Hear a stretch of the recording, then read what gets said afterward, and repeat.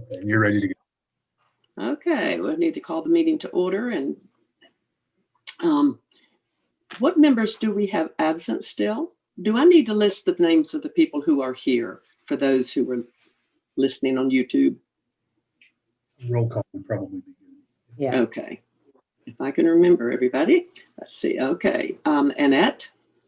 Yes. Julie? Julie Ratliff, are you there? It's on mute.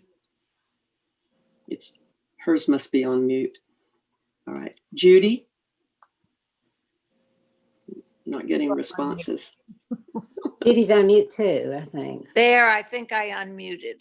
Yeah. Okay. Yeah. You are I'm here. Judy Good. needs to mute. Thank you. All right. We see if we can get Judy to unmute. Okay, can you hear me now? I can hear you now. Okay. And Ed? Here. Okay. And I, Sandy Partlow, and I am here. And we have Karen here as well, and Sam. So we need to start with the agenda. And Karen, I don't have the agenda in front of me because... Okay, all right. Shall I just do this? Is it bad for me to do this? I'm sorry? Would you like for me to do? Sam, is it bad if I do this since I have the agenda right here? No, I think that's fine, so long as the board is okay with that. We're okay with it. I'm sure I would have had it in front of me had I known that Britt wasn't going to be there. Okay. All right, next we're going to approve the minutes from the meeting. Does everybody read the November meeting minutes? Does anybody have any changes? I have no changes. I think Okay. everyone must have read and okayed them. Then they have been, okay. Do I have a motion that they be approved? Make a motion. And second? Second. Thank you. All right, Karen, what's next on the Okay, agenda? now we have new business. And what we're going to do, we're going to start out and have the preliminary discussion of the contractor's bids. We're not going to actually discuss the bids. We're just going to say that we have these bids. And Okay. that's going to be Sam and Jessica. So I'll turn it over to the two of y'all to discuss that or say what you want to say about it. Say what we've received. I assume we say what we've received, and we will, at our next meeting, we will discuss whether or not, what we should, what we want to accept, if we want to accept one of these. So Sam or Jessica, would you go, turn it over to one of y'all? Sam, do you want to take it or would you like me to? You're more than welcome to. I'd be happy to fill in anywhere I need to. So. Okay. I'll, so we had a bid opening today for the reading room edition. We had two bidders to respond, which is a lower number than Sam and I were anticipating getting. Usually, as is fairly typical, to get a low number of bids. So they did come back higher than we were anticipating them coming back. So I'll just tell you the two bids that came back. Is that okay, Sam? Am I clear to do that? Okay. Yeah, absolutely. It was a public bid opening, so absolutely. Okay. Just make sure. So the two contractors that responded were J&J Construction and Wineset Hills Construction. J&J's bid was $759,800. And Wineset Hills bid was $735,113. And so that is for the full scope, elevator included. And we had two deductive alternates that we specified. And a deductive alternate is where we clarify a particular scope of work and ask a contractor to price that particular scope of work completely separately so that we can easily either add it in or take it out. So we identified two alternates for the project. One was the elevator scope, and that is all inclusive, everything with the elevator, the pit, the shaft, the openings, everything. And then the second alternate that we put in was a a different type of finish for the new concrete slab that would be for the patio. So alternate 1 for J&J, the elevator scope for them was $139,500. For Wineset Hills, that elevator scope was $131,549. And then alternate 2s were much smaller, $5,400 for J&J and $2,660 for Wineset Hills. So all in all, higher than we had hoped. I will say, we have done at a very volatile market over the last year with all the obvious goings on. And I think that that's a large contributor in addition to just not getting the turnout that we had hoped for at the bid. And why do you think that is? Do you think people are just too busy, or you think they're worried about So prices, or- I think that there's a handful of things. I do know that people are busy. People are very busy. I know one of the contractors that we had invited to bid had said that they are looking at a ton of work starting in just a couple of months. So I do know that contractors are busy, potentially bidding, that bidding period being over the holidays, probably reduce the amount of time that some contractors had to put the bids together. So that may have been a contributing factor. There was one bidder who I heard from just this morning before the bid opening that said, I'm so sorry, we wanted to put a bid in, but we just weren't able to pull it together in time. And the bids that we've received from our subcontractors are not equaling up to a proposal that we would feel would be realistic for the project. So they opted not to submit a bid.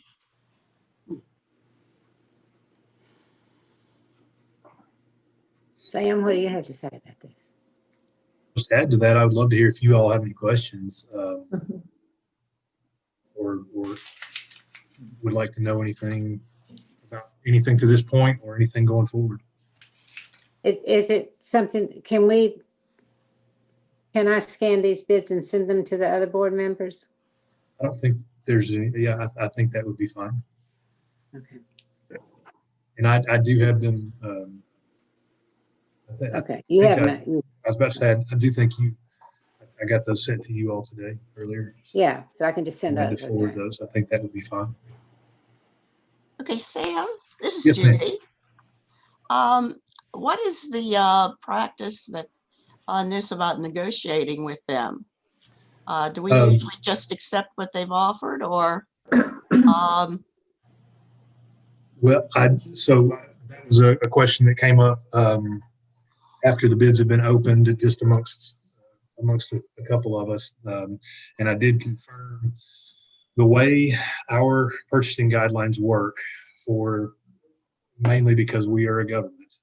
We cannot negotiate prior to awarding a contract. okay, At least that's our understanding. If there is something that would give us an exemption to that, that would be wonderful. But as far as I understand it right now, we would actually have to award the contract to one of these contractors, or award the project to one of these contractors prior to being able to do any negotiation. so if I understand what you said, we would award the project and then we could negotiate? We wouldn't necessarily have to award, yes, short answer, yes, but we wouldn't necessarily have to award the contract for the amount bid.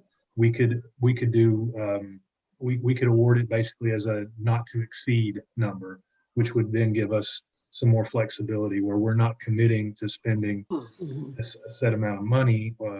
We're saying the contract can't be greater than this. That may be where the fundraising arm of this and you all may have to sort of given us an idea of what that number might look like, so that we know what parameters we're in here and where we can get things to. Okay. If that made any sense. Yes, So what we would do, like we would subtract this amount from their bid, just say, if we want to just determine what it was without the elevator and that special finish. Does this mean this is, I realize this is, those figures are without the elevator period. Or are they with, but they are for a just less expensive patio? Is that what it is? Is that correct? Yeah, the second alternate, so right now the patio that you have down there is an exposed aggregate finish. You kind of see the aggregate within the slab in the surface. So a less expensive finish than that is like a typical broom finish for the concrete. And so we added that in as an alternate. Okay. So we could actually subtract $144,000 from the J&J bid and then whatever the other one would be. So just to see what it was good, see what it would amount to. Yes. So with One Set Hills, I did that math for us before our call. And so if we were to take both alternates out, we're at 600,904. 600,000 what? 904. Okay. And then I'll do that same math for J&J real quick. Minus 400. So they are at J&J minus the two alternates. Their base bid is 614,900. Okay. So they're almost exactly 14,000 off. Erin, how much money have we raised so far? We have raised about $650,000.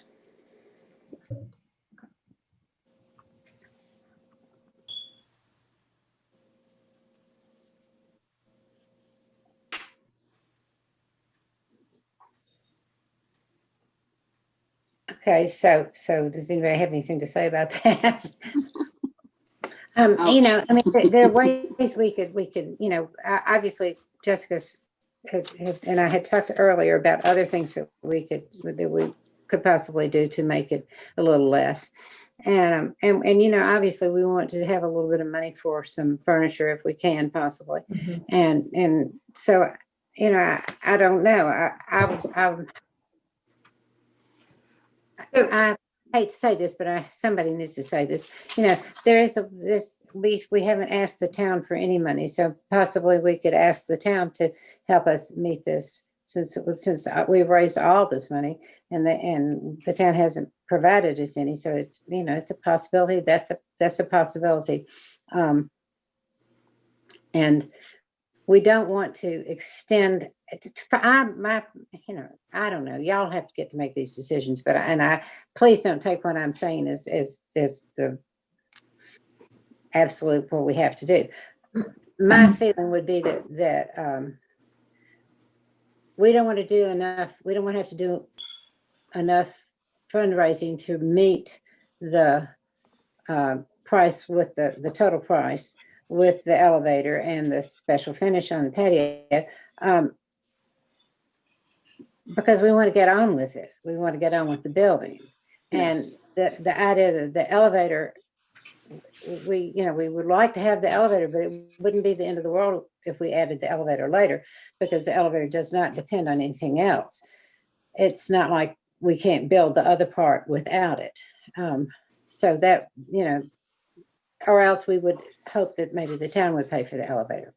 So those are, you know, options. I just don't think we want to make a commitment to extend the fundraising for several months, because one of the things probably about the only thing I can think good about this COVID situation would be that we could maybe complete most, if not all, of the construction before we reopen, and that would make it better for everybody, and then we could have this grand reopening. So those are just things to think about. I'd like to circle back to our discussion about the sprinkler system. Was that worked out? Where are we with that? We don't have to sprinkle the old part. We just have to sprinkle the new part. That's right. We were able to meet with the building inspector as well as the fire chief and really go through everything. And I feel like we came to a very, very reasonable solution there. So what they asked that we do is sprinkler just the reading room And he even allowed us to put in a system that's a very basic type of system versus being a full-on commercial system that would require backflow prevention and all the bells and whistles. So he really worked with us there, and I think came to a very reasonable solution that made him comfortable with egress and Mhm. should not have been a large contributor to the number here. And we're going to have a ramp leading from the area right at the top of the stairs you can that'd be a door going outside to a platform, and then a ramp leading out to the front parking lot. So would give us 2 egresses from the upstairs. That's right. And that made it possible to do that. That's right. Right. That's right. What do any of us know about these 2 contractors? Does anyone have personal experience or knowledge of them? So I have worked with J&J. I personally have not had them build one of my projects. I have worked with them on the pre-construction through a project. They're a very, very reputable firm. Other folks in my firm have worked with them through projects, so I can get more specific personal experiences from them back to you, Annette, if you want. But I worked with them for several months on the pre-construction side of a project. They're excellent. So I'm not as familiar with Wineset Hills as a company. I know the project manager who was there at the bid today. He's local. His family is local. It's John Hollingsworth. It's okay to say that, isn't it? I assume so. I hope so. He's the one who lives on Signal Mountain. That's right. Yes, he lives on Signal Road, and his parents are Mary and Jeff. Yeah. And so I did look at their website afterwards, and they certainly seem to have reasonably relevant experience, and it's no red flags. I don't see any red flags there. I don't know that either one has done any work directly or been awarded any work directly with the town. I know J&J has bid on some of our projects, but they've not ultimately been the one to get any of our projects to this point, but they've been good to work with through the bid processes of the ones we've done. They're the only ones I have any direct knowledge of. I've not worked with Wineset Hill at all before this period. Well, I think what Karen said makes a lot of sense. I don't think we need to hold things up and continue with the fundraise. We could go ahead and start on the reading room and approach the town for contribution to do the elevator. I don't know if they'll come up with all of that money, but we could, put out another plea to the community, and there's not, as Karen said, there's not a great rush that could be added. That could be an ongoing fundraise.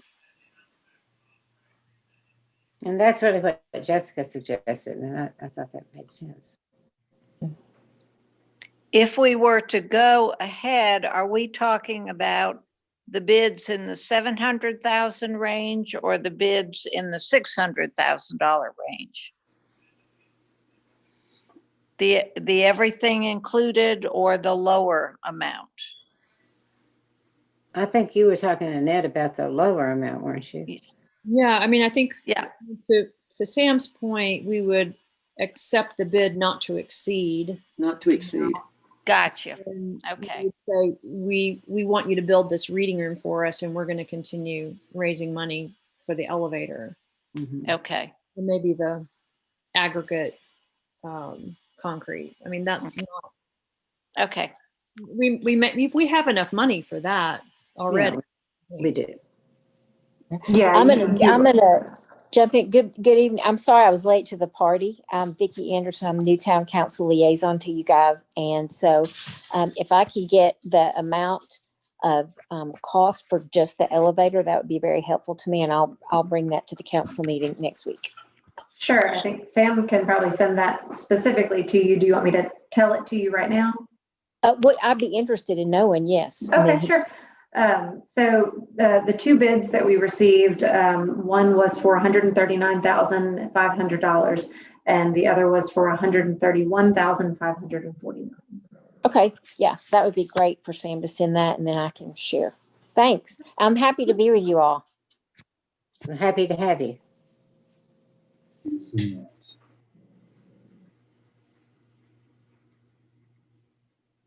Okay, we don't have to vote on anything tonight. We just wanted to kind of tell y'all that we had received these bids and that they, according to Jessica, seem viable. And then I will email you the actual bids and you all can be thinking about it and talking about it. And then Jessica can talk to Craig and Sam, and we can, what I'd like to do is meet on February the 2nd. Ed said he cannot meet on the 2nd. Can anybody else meet on the 2nd?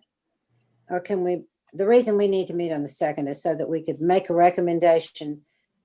If we decide to do this, and we could make a recommendation to the town council to have a resolution to accept our, whoever we recommend, and we could get started.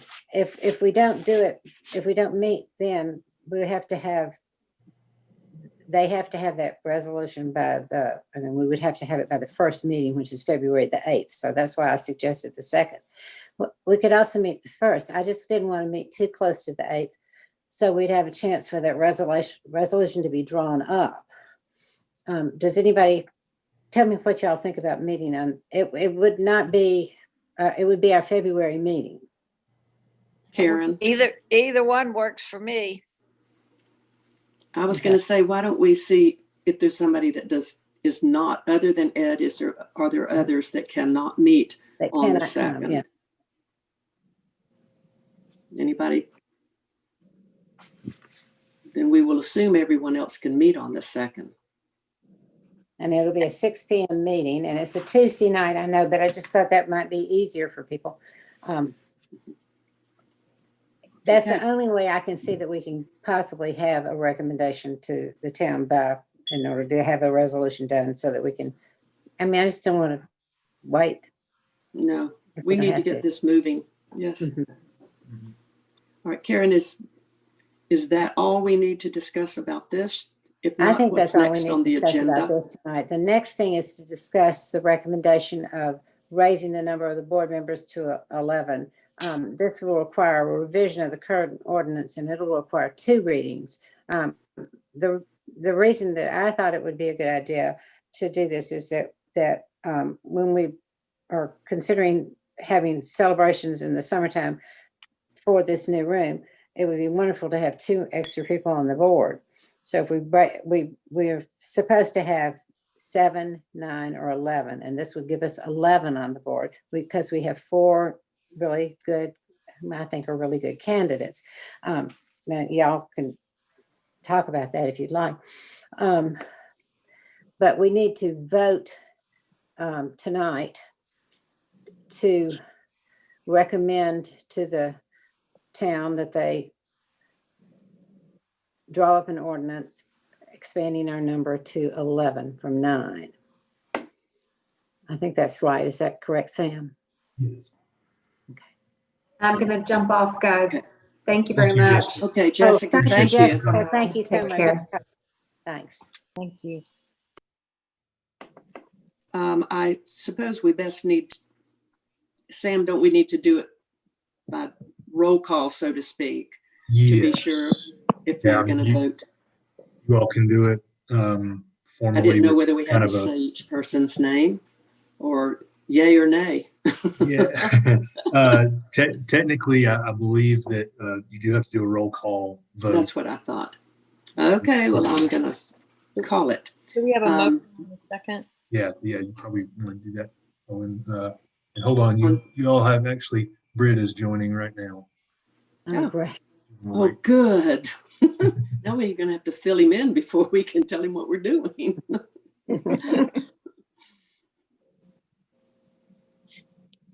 Well, I'm going to wait till he gets in so we can do the motion.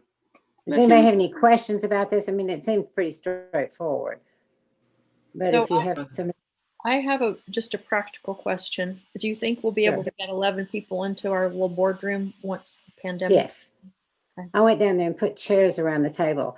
What we can do is we can have the three on one side and three on one side and two at the end and then four at the corners. Okay, we don't have to have a children's table. We're We could- all at the children's But table. the I reason had I asked think, Karen the same thing. Will we fit? we've had, we've had lots of Friends of the Library Board meetings in there, and we, sometimes have 15 people. So yes, we could do it. Right, is Britt with us? There he is. I see his square, but I don't see him nor. I do don't hear see him. Hello, Britt, are you Britt. there? He's in the dark. Yeah, I see a little bit. Hey, can you see me? Yeah, I'm No. sorry. I'm having to join from my phone in my truck. Oh, Oh, I'm so sorry. we see a little bit. Well, we can see you're kind of a Phantom of the Opera right now. Yeah. Okay. Shall we tell him what we are doing right now so he Yes. can take over? Yes. Okay. Britt, we are right now, this is Sandy Partlow. We are going to vote on, and I'm gonna let you do the roll call, or I don't mind doing it, on expanding our board members to 11. Okay. In lieu of the fact that we're gonna have a lot of big things this summer going on, and it may be advantageous to have more members. So that's where we are at this point. So I will let you take over from here. He might not have Thanks. his papers with him. I was Oh, just gonna say, okay. you all maybe- I've got a list here in front of me. Shall I go ahead and do it? You may want to do a motion, just to be formal. You may Yeah, we want to do got to have a motion and a second. and Mhm. any discussion if there is any. Okay, I move that we expand the number of the board members to 11. yeah, second. I second. second. Anyone? Okay, is there any discussion? Okay, then I'm going to call the roll. Judy, Yes. Britt, Yes. Ed, Yes. Annette, Yes. Julie, Yes, I myself, yes. Sandy, did I miss anybody? I mean, I know Vicky is our representative from the council, but I don't know that she votes. I believe she is a voting member. Oh, really? She's I okay. thought she wasn't. Okay. Okay, Okay, and Vicky, Let me check to be absolutely certain. I thought we changed it the last time meeting, last I meeting. thought we did too. Well, on this particular board, the way that it reads is that we've established the library board of directors, which just consists of 9 members, of whom at least 7 shall be residents. 1 member of the Signal Mountain Town Council shall serve on the board. I believe that is as a voting member, not in the traditional liaison duties. You'd I be think- correct in a think- liaison capacity, but I believe in this case, the council member is actually a voting member, similar to the planning commission. Okay, then I vote yes. okay, Thank you. I guess that's everybody that's there. Yes. Okay, so approved then. that Motion means- approved. That means that we will ask Bo to draw up an ordinance, or Sam to draw up an ordinance that will be Mhm. presented at the January 25th meeting, and then it can have a second reading at the February 8th meeting. Is that Good. correct? Okay. For the record, I'm interjecting. Do we need to indicate to council that it was unanimous, like the number of people that said yes, or is it sufficient just to say it was approved? We can state that it was a unanimous decision of the board. I can put that in the whereases of the ordinance. Okay, thank you. Good. Thank you. Thank you for thinking of that. Okay. Okay, now we have the Britt- report, applications, and, however you all want to do that. Hey, Karen, Yes. at this point, we've got what, 5 applicants? No, we have four applicants for We have 4 five. applicants, and how many vacancies do we have at the moment? We have 4. Okay. And that does not include the 2 that we are planning to add. That includes the two we're planning to add. It's And technically just 2 vacancies. we'll see if we approve that we're going to have 11, so we'll now have 4 vacancies. Right, but that hasn't been approved yet. No, but I think all we're doing is asking them to, I think it's pretty much a given, but we have to make. I agree, but what I'm saying is, at this point, if we appoint 4 people, we are 2 We of them. can't appoint, we have to. I mean, if we recommend 4, yeah, Yeah. okay, all right. We're just recommending. I don't want us to get ahead of ourselves. No, and see, the thing about it is the recommendation requires 2 readings, just like the ordinance requires 2 readings. Okay, So both said we could Well- do that if we, is that right, Sam? So the appointments will be made by resolution, so they'll only require a single reading. So Oh, okay. more than Oh, likely, definitely. what would probably happen is that those resolutions would be held until after the second reading of the ordinance extending the. Yeah. So we wouldn't extend the invitation until after the February 8th meeting. So that those correct? resolutions could be on the February 8th meeting to be Yeah. acted on after, provided the ordinance passes, they could be acted on after that passes Okay. on second reading. Does everybody have those applications that I sent to you? And does anybody have any questions that they'd like to ask me or Brett or about this? No? They're all highly qualified, Mm-hmm. accomplished people. Will be great additions. I don't know any of them, but I was very impressed by the resumes.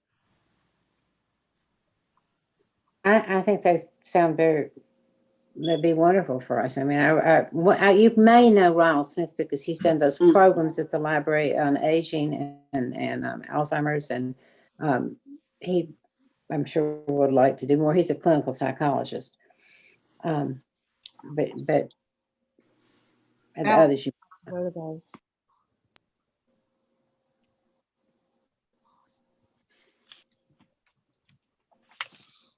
So What's what do next? we need to do tonight? Do we need to vote on these people, Sam? Do we need to have a motion? I don't know about this. That we are recommending. Voting on the 4 people, you mean? How do you all typically handle recommendations for board appointments? Or Well, is we there haven't done this very often because it's kind of new. So, the way that these rules have kind of changed. But before what we were supposed to do was we were supposed to recommend to the council that these people, 1 or 2 or however many they are, be accepted as new board members or be appointed by the town council as a board member, I guess is the way you say it. I don't think there's a downside to taking a formal vote.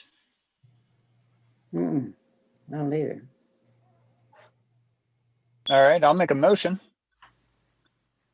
I motion that we recommend Laura Beckler, Ronald Smith, Cliff Henry, and Barbara what was her last name? McLaughlin. To the town council for appointment following their February 8th meeting.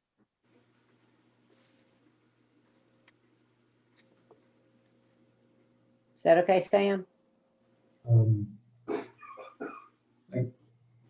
I believe so. I guess it would be appointment at their February 8th meeting. Okay. Technically, I guess they're appointed at that time. They would start after that point, obviously. But Okay, great. So following their second reading of the ordinance to add the 2 members. Do we need a second to that motion? I'd say so. Then I second the motion. All right, all those in favor? Aye. Aye. So I should call the roll on that? yeah, sorry. If you don't Yeah, mind. we're having to call the roll. Yeah. Okay, so sorry, Vicky, Yes. Judy, Yes, Julie, Yes. Ed, Yes. Annette, Yes. Sandy? Yes. And I vote yes as well. So it looks like it passes unanimously. Good. Thank you. Now it's time for Ed's report. Okay, I have three different things here, but I'll try to be very brief. I had sent out in advance the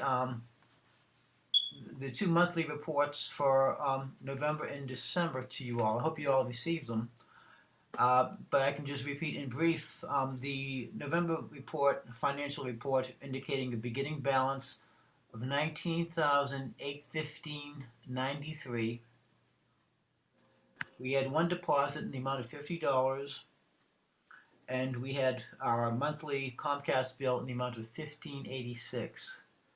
Those two transactions bring the ending balance for November to $19,850.07. The December 2020 statement had a beginning balance of $19,850.07, and we had a series of transactions totaling $225.25 deposits. And again, we had our monthly Comcast utility bill in the amount of $15.88. So our ending balance is, as of December 31st, 2020, $20,059.44. Does anyone have any questions about those two monthly reports? None? Okay. No, thanks, Ed. Thank you. And I have two other things, Britt and group. We got a check, and I think I need advice about how to do this. We might have done it before. We received a check from Schwab Charitable. This is in memory of John Collins, and there was a check in the amount of $1,000 to present to the Signal Mountain Public Library with this enclosed grant in the amount of $1,000.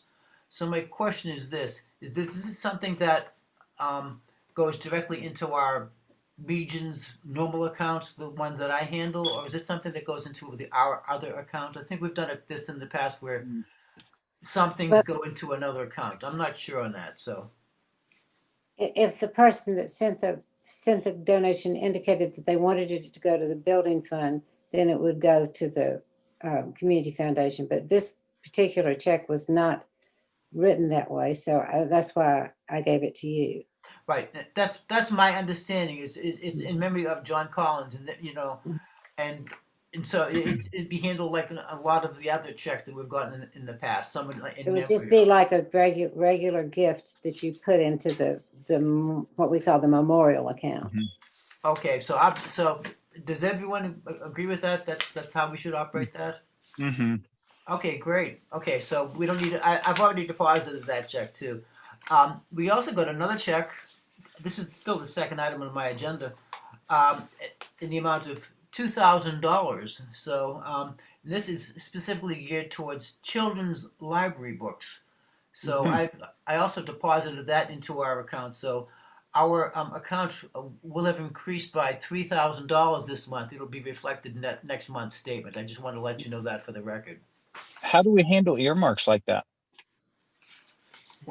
I'm sorry. How do we? I mean, I was just kind of asking the group or Karen, how have we handled earmarks like that in the past? When Well, somebody gives conditional money. it just depends. We can order books from Amazon and pay for them out of that fund, and that way we're not, because we cannot buy books from Ingram and pay for them out of this fund. We have our Ingram books are all on that special account because it affords us another 1.5% less. So it's not that big a deal if we ordered them from Amazon and we would just have 1.5% more. It wouldn't be that much more money. That's what I would recommend. I did want y'all to know that this $2,000 donation was made by Anita Nunley, who is Lisa's mother, Lisa Garvey's mother, and she wanted to do that because she knows how much Lisa cares about the children's books, and she loves children's books. So I thought that was really nice. And so I just want y'all to know that. That's where it came from. That's great. Okay. Mm. Just one final thing, if I may. I just wanted to bring this up, possibly something that we could possibly do with our Comcast account. This is the bill that from Xfinity that we get. You know, we have a monthly bill of about $16. And it just has happened in the last year. You know, probably because of COVID. The turnaround time when we get these bills, when I get these bills, is very quick now. The mails has been a little bit slower, probably due to COVID. Probably the library's been closed. So by the time I get these bills, it's usually just a matter of 3 or 4 days before I can get the payment in to get it in on time. So my question to you all is can I go ahead and pay these bills online? It's in fact I should say that the next month's bill, I tried this as a test and it worked. So next month's bill's already been paid. But I just wanted to get an okay or an approval or a vote on this if we can do this, because it's been just so that we can expedite the bills. That's the payment of the bills. Is there any reason we can't schedule automated or scheduled payments? I mean, can we do ACHs that automatically go, or is there a card available for incidentals like that? I don't have a card on that, and I looked at the website, and I can look a little bit further, Brett, about saying whether there could be an automatic deposit. This, I did this for next month as a test, just like you can do a one-time deposit. I could possibly go ahead and just do that one time every time. That wouldn't be any big deal, but I don't know if there's a card or something like that, and I didn't see anything where you can do an automatic, monthly debit from your account. I mean, that would make sense to me, unless there's some reason why that needs to be manual. Yeah. I don't see any I don't see any reason, but I wanted to bring it to everyone's attention. And so why don't you investigate it a little further and find out if it is possible to set up an automatic, and we'll just go ahead and which I don't know that something like that needs a vote, but if you want to, let's vote on the whole deal, see if you can set up an automated debit. Fine. Okay, then Brett, what I'll do next month, I'll see if we can get an automatic debit, and I'll let you know. We'll go from there. Okay, sounds good. Thanks. Okay, that's it. Thank you, everybody. Thank you, Ed. Did I miss the librarian's report, or should we have that? I moved it to the bottom so that we would so Jessica wouldn't have to sit through all this. Okay. And it's great. It's all right. It's quick. I'll do that right now. It's gonna. I just made a short report because we're gonna have such a busy meeting. And we've already discussed it, that everybody, but you weren't there, Britt. Well, can you come to the can you come to a meeting on February the 2nd? Everybody but Ed can come. Okay, yes, I can. Okay, all right. So that way we can get our recommendations to the council on time. All right, the next thing I want to talk about was the current mission statement and the proposed mission statement. And I kind of combined the two because I felt like the proposed one was a little brief. We wanted to have a new mission statement to put on the new web stuff that these people are developing. Now, that will certainly, they're not going to develop and change it without your approval, but they wanted something to put on there. So this is what I propose, and I didn't send it out to you, but I'll just read it because it's quick. Do you want me to read you the current one, or do you want me just to read you the proposed one? Both, if you don't mind.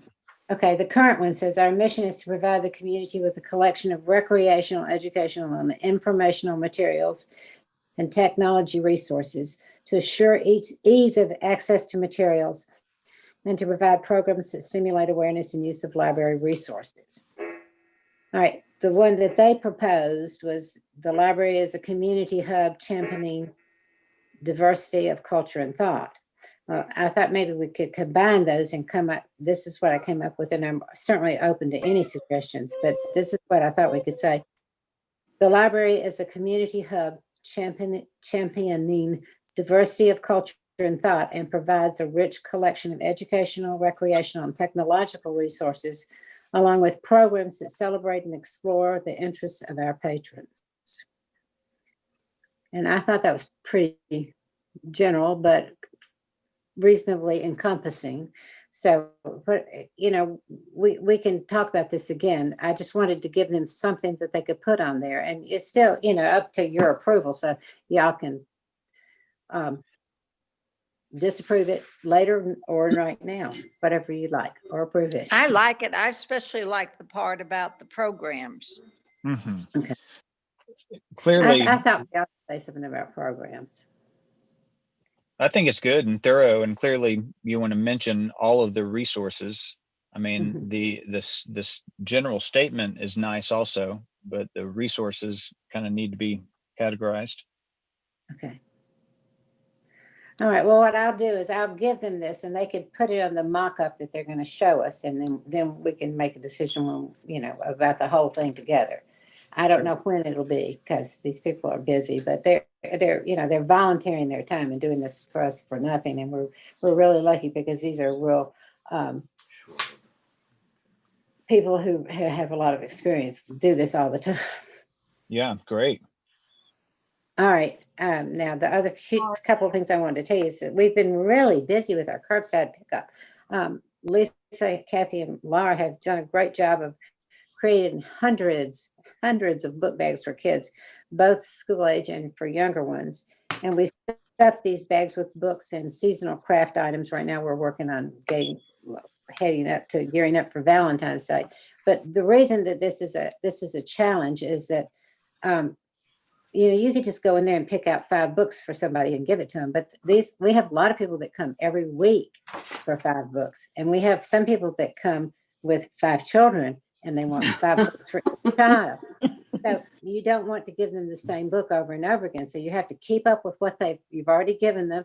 And then you have to find something that's appropriate for the right ages of their children. So, I mean, it's a consuming task. And we all feel that the best thing about this is the best thing about it is pleasing our patrons, obviously, but it's enabled us to really, really concentrate on knowing what we have in the library and thinking, oh yeah, we've got this little book, and you see this and you think, oh, this can go for so-and-so next time or something. So anyway, they're the ones that are working on this all day, every day. And they've just done a wonderful job. And it really is Lisa's, is the driving force behind it. and she's wonderful. And now John has been really busy cataloging books. We haven't bought as many books as we normally do. I've tried to kind of hold back because since people can't come in and look and browse, we have to try to entice them to check out things that they don't know about. And we have a lot of patrons that we know what they like. So we'll get a book in and we'll say, oh, we know so-and-so is going to like this book. So we'll just put it on their reserve list. And it really usually works. And they seem to really appreciate that. But anyway, we do have a good number to catalog. Plus we've had huge amounts of donations. I think everybody's been cleaning out their bookcases. So you just wouldn't believe. I mean, every day we have, hundreds of books donated, and so we let them sit in the entrance hall for a couple of days, kind of quarantine them. Although I'm not sure that's really necessary now, but we do that, and then we examine them and decide which ones we can put in the library. And obviously we can't put most of them we can't put in, but a lot of them we can put downstairs, and some of them we can put in. And for example, we've gotten all these books from Cliff Cleveland, and he has an amazing library, very very eclectic, all kinds of different books, and we're so excited to have them. And he's even given us a lot of CDs.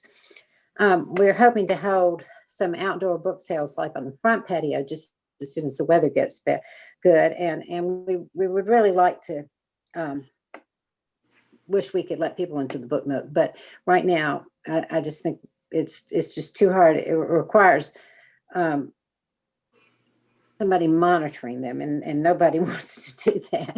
Nobody wants to say, no, you have to leave now, or no, you can't do this. And so we decided that, it's just better, it would be better to do an outside, those book sales we did and the outside book sales we did in the spring and the summer really worked well. So we were looking forward to doing that when the weather's good, and we can just do it on the front patio. But we have lots of books, and we're certainly never going to say we don't want them. So don't tell everybody not to give us their books, because we have a lot of books. We really appreciate having all these, especially these, such interesting, different kinds of books. And we think that once we open the book nook, people are just going to be so excited to be able to see what's there. And that's really all I have. Except thank you again for our Christmas lunch. Okay.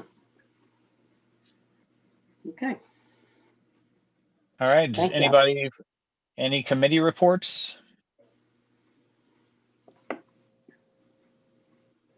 All right. So it looks like next meeting is February 2nd, and that will be a 6 o'clock Zoom also, Karen? Brett, Yes. Is that all right with everybody? 6 o'clock, okay? Yes. Brett, I have two things I'd like to raise. Sure. When we expand the board, assuming of course that it'll expand, we need to set up some additional committees perhaps. Sure. If you have any ideas. Okay, I'll think about that.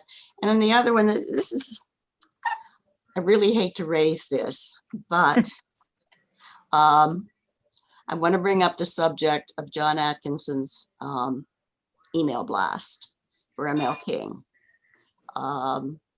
I thought it was very inappropriate. In fact, I hadn't even downloaded the picture until I saw his second email apologizing, which I'm glad he did, and I'm glad he disassociated it from the library itself. But I think something should be said to him for having done it in the first place. Did he do it on the behalf of the library? Well, it did not, I thought it was an email from the library, like our usual blast. And so I just opened it, it said, happy ML King, etc. And I said, okay, that's fine, and went on. And it wasn't until today when he was responding to the fact that a lot of people had complained that I actually downloaded the photograph. And I was very unhappy. I didn't receive it, but. Would you like for me to talk about that? Sure. Did he send it from the library mailbox, first of all? Well, he actually, what he did was he sent an email blast out. He does all the email blasts, and he sent it out.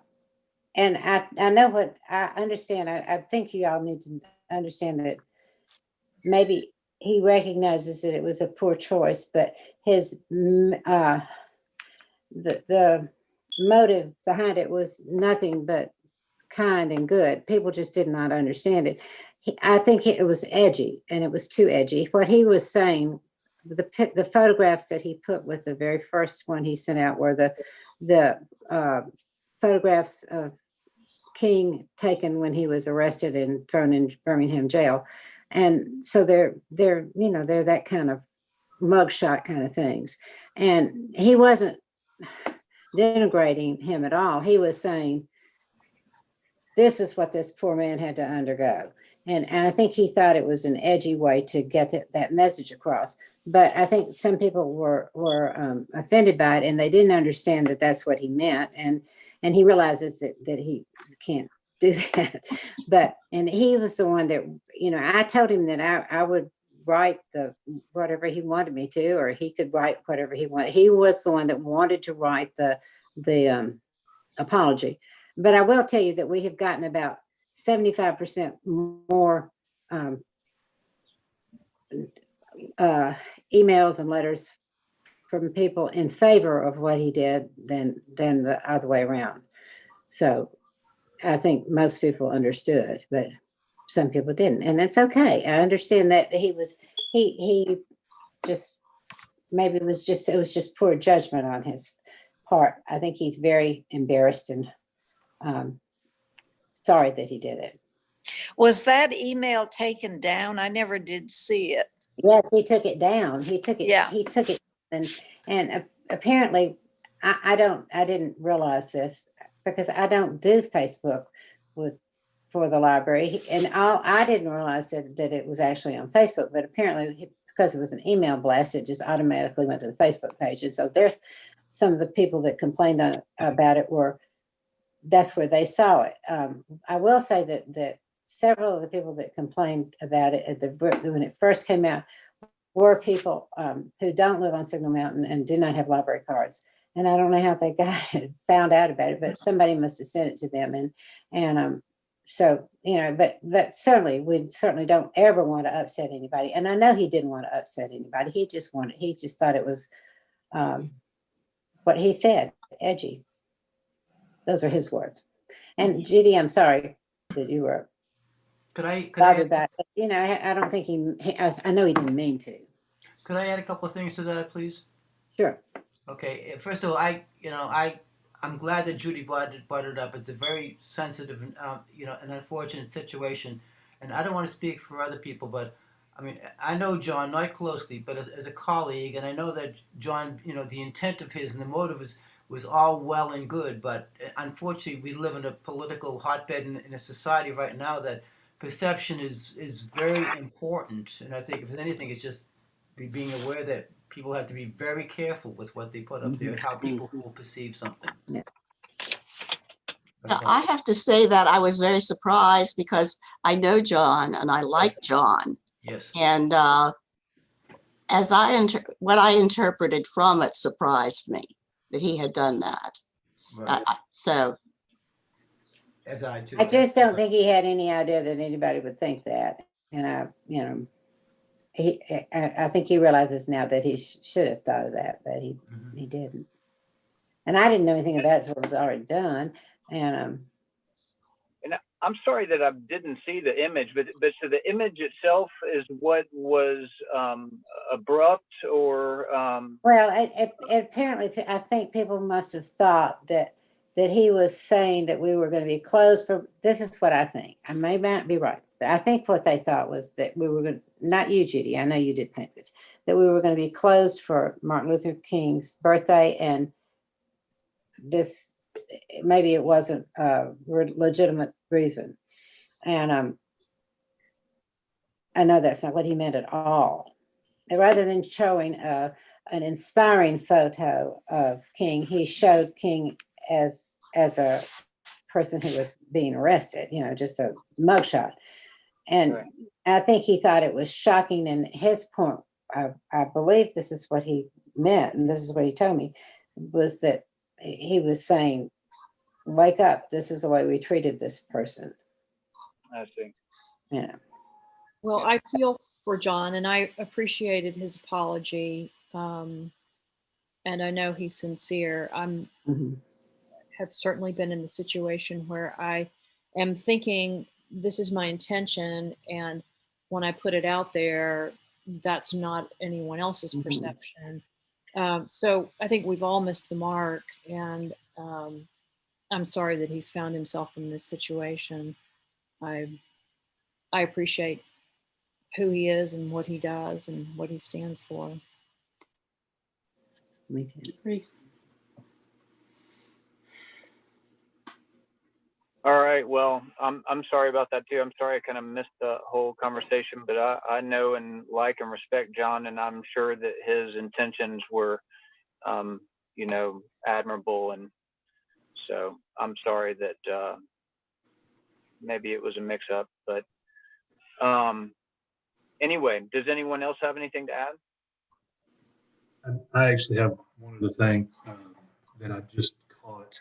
And just wanted to get some clarification for the ordinance that we will be preparing. And it could possibly mean that you all would need to make a change to what you've already approved. It may not, but it may need to. Currently, the way this is written is there's hereby established a public library board of directors which shall consist of 9 members, of whom at least 7 shall be residents of the town of Signal Mountain. And it's that second part that I have a question about. Do you all wish for that number of who needs to, of the consistency of residents versus non-residents to change as well? Or do you want to keep that at 7? and I'm not trying to sway you in what you do, but keeping that at 7 wouldn't require any further action. Changing that to 8 or any other number, we may need to amend the action you guys have already taken. But presumably we could do that all at once. We just amend what's going on. Yes. Okay. Yeah, I agree. And I guess the correct thing is just to amend that motion and then have some discussion. Yes. Or I to think, make I a think motion that's to probably amend. Okay.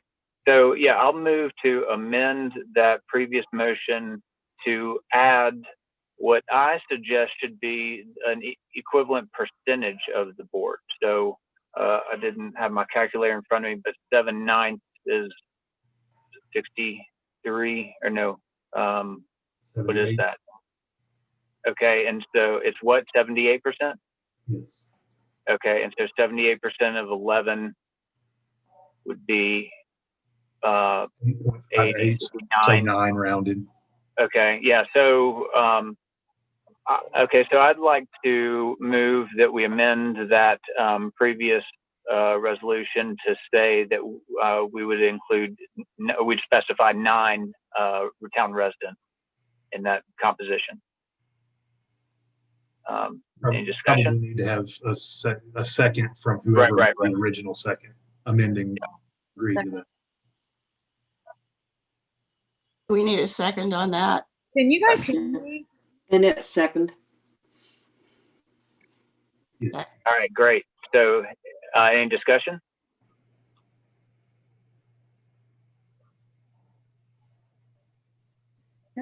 Good catch, Sam. Thank you.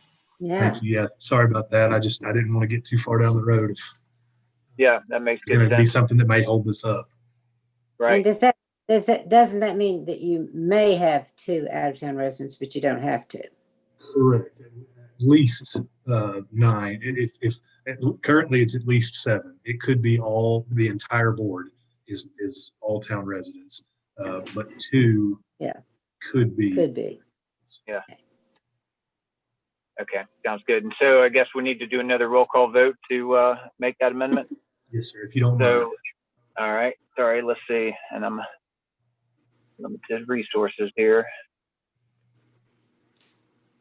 Sir, I have a question. I should have asked this earlier, and I know it's getting late, but is there a way to word this so that if we don't find 11 people next Yeah, year, we can shrink it back. that it's okay to have 9, Mm-hmm. so that we don't keep taking it back to the council to adjust it? Mm-hmm. I agree that makes sense. So maybe we should amend it to say between 7 and so then that complicates, of course, the composition of residents, but we could, Mm-hmm. Yeah. what if we, I'm not positive that you could. Karen, did you and Boyd have that conversation? Well, I tried to, but I didn't get it. Got it. It has to be an odd number. So we can't say right. more than 7 or more than 9 because it has to be Yeah. 7, 9, or 11. But I don't see why I couldn't say 7, 9, or 11. Well, if we start doing that, what's it going to do to the quorum? Well, we would just have whatever we had come up, a quorum would be of whoever A was percentage, presumably. accepted as a member, Majority of the number of board members we have at the time. Right. I don't know that you could. You may be able to, recommendation coming from your board, and don't let me put words in anyone's mouth, but it could be that you recommend, basically along the same lines as you've done, that you're recommending 11 to expand to 11 members, or if the option exists to set it at a variable 7, 9, or 11, you would prefer to move towards that option. That would that would at least give us the opportunity to see if that's something we could. Yeah. Um, It's a good idea. We would, Well, if we cannot, then, and again, I don't know that this is the proper way to do this. It's just the only way I can think to accomplish that without you all having to meet again prior to moving on this. Regarding the number of residents we would have, depending on those variables, is that not something we could put in a policy that the library has and follows, or our bylaws, rather than having to put that in the ordinance and making that part of? Mhm. Well, currently it's in the library board of directors policy that was established by ordinance. So if it was something that was going to come out, that would still have to be removed by ordinance.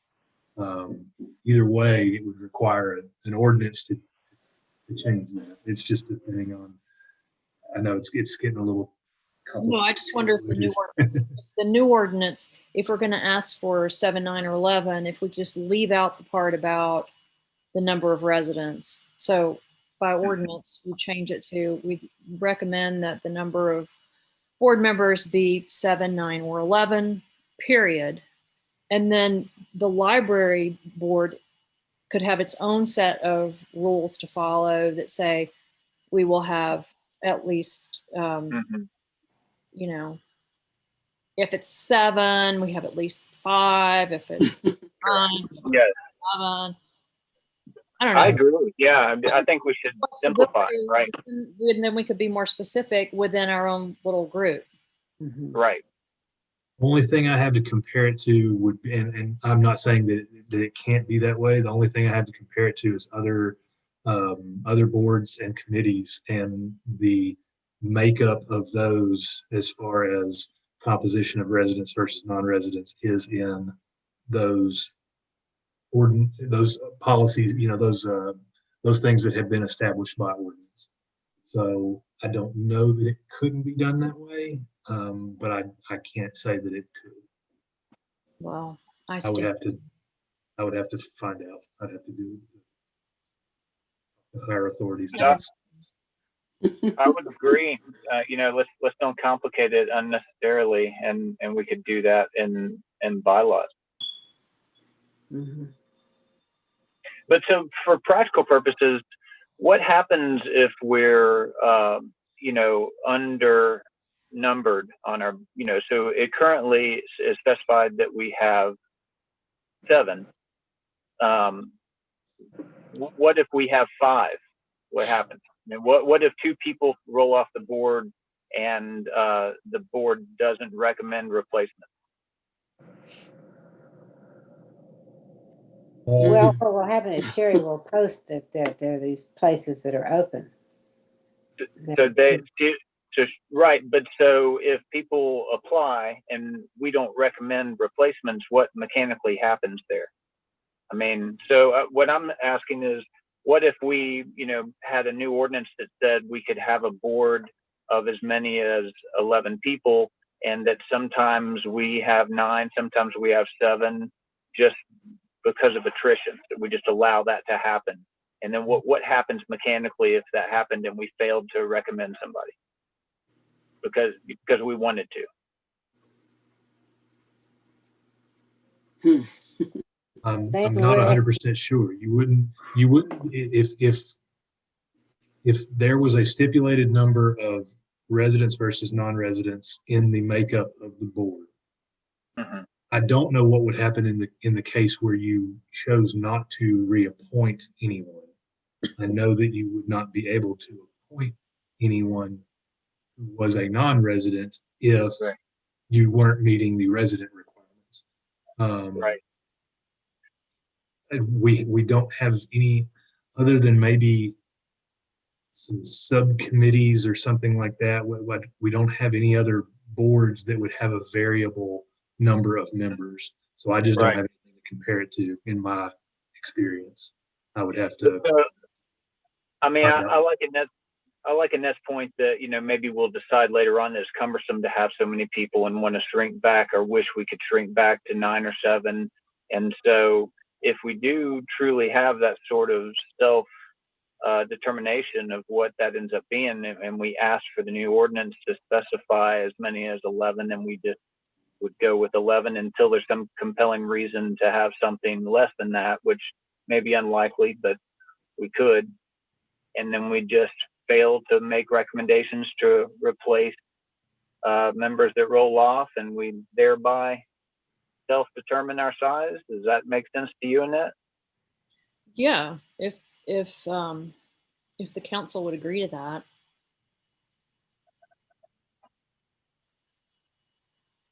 All right. So Ultimately, then, it would be a council decision. so at this point, do we want to amend this motion to be more more general, less specific? We don't necessarily mention anything about makeup of residents, which I guess would presume all residents, unless it's otherwise stated. Is that not uncommon for boards to have non-residents on them? Let's see. In most of our, well, I don't want to say most. In other committees, we stipulate this is how many members the board has, of which at least this many need to be residents. If it, and there are some where it's not stipulated at all. I would have, without having all that right in front of me, I would have to do a little bit more digging to know if that necessarily means that they all have to be residents, or if it just does not stipulate one way or another, and it's a little bit more open than that. But in practice, do most of them generally have like a Walden resident on them, just kind of transiently? I wouldn't say most. Some do have non-residents. I would say most probably don't. Most probably, but again, without all that in front of me, I can't say that absolutely. I mean, I think the boards, it makes sense to have non-residents on is the ones that have some standing within that, domain. Like we have Walden residents who pay to be members of the library, and maybe the rec board has people who pay extra fees to use the pool and things like that. So I'm wondering if we could, in the considering the time, and I know we want to move ahead so that we don't have to wait for Sam to find out.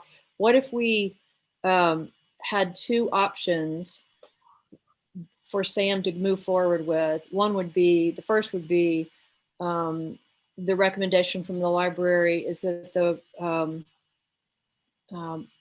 library board can consist of 7, 9, or 11 members, period.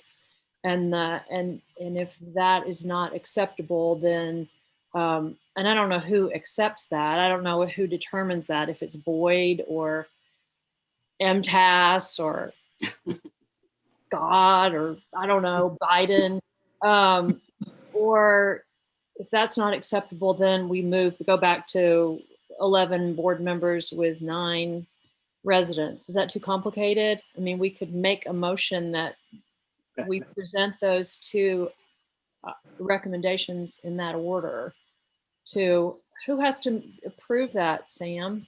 Ultimately, the council will have to be the ones to vote on the ordinance. So could you As far present? as what goes to them, I'm sorry. Excuse me. Could you present 2 to them that night? Look at, well, they want this one, and if they vote it down, could you pull one out from your? Well, I've got another one. I have another. I think I think the first hurdle is to see if there is any reason, I hate to say legally, but maybe legally, that the one option you all seem to prefer wouldn't, see if that would be okay. See if the 7, 9, or 11, see if there's any reason legally why we couldn't do that. And then if there is not, and that seems to be the preference of the library board, then that's the one we could move forward with. If there is some reason why we wouldn't be able to move forward with that, then it would go to your plan B, I guess. So yeah, because I mean, ultimately, it would be preferable just to have one on the agenda to be voting on. We'll have to do a little.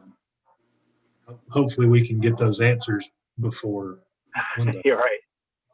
So Okay. Okay, so maybe then I will modify my motion to include alternates. So we would ideally like 7, 9, or 11 members. And if that is not acceptable, we would like to extend it to 11 with a minimum of those being 9 residents.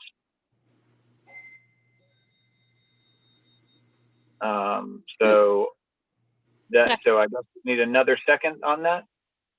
Second. All those in favor? Aye. you'll do a roll call. Sorry. Roll Oh, yeah, call. sorry. Yeah, back up. So let's see, Vicky, Yes. Judy, Yes. Julie, Yes. Ed, Yes. Annette, Yes. Sandy, Yes. and I vote yes as well.